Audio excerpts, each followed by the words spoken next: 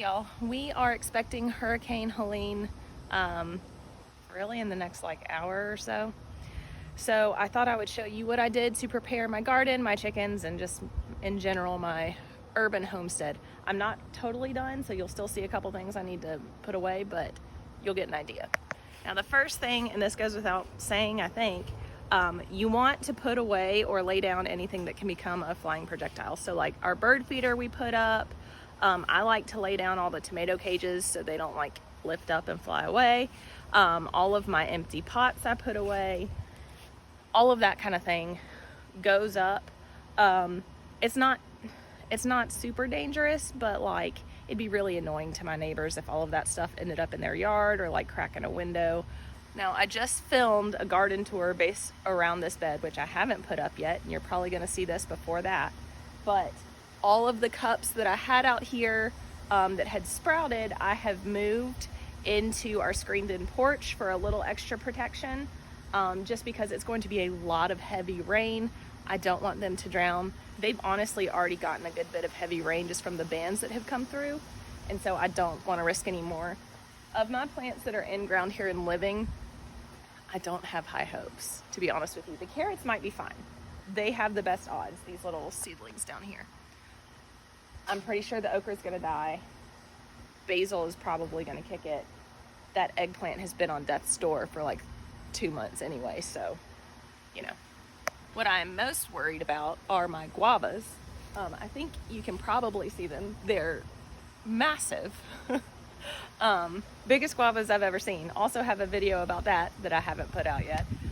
So spoiler. But I am kind of worried about those. They are big. They are very heavy. And so I think it's, you know, there's a good chance if we get high enough wind that it'll take the guavas off the branches, which would really stink. But, you know, it's not the end of the world. Okay, and then last but not least are the chickens.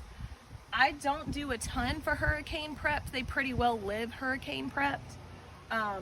I'm debating on taking down their automatic feeder. I don't think our winds are gonna get high enough to move it. There's like 100 pounds of feed in there. Bug. So it should be fine. I may end up taking it down because I'm an anxious person. But the biggest thing that I do is put a whole bunch of fresh bedding on the bottom of their coops. The whole reason for that is that this side yard tends to flood because there's no longer anything growing in it. And chickens really hate to get their feet wet. Also, you know, they live back here. There's a lot of chicken poop with standing water.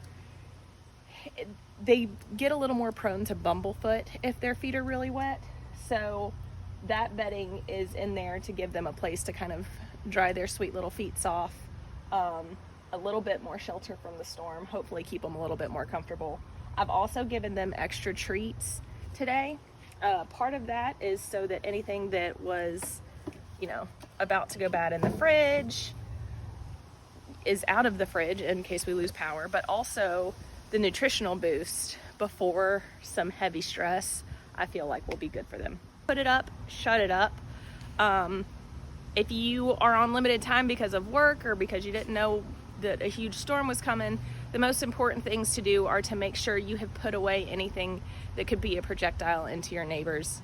One of the key things with gardening or homesteading in the suburbs or in a more urban area is really being respectful of your neighbors, and especially with a hurricane, you don't want your pots flying into their windows.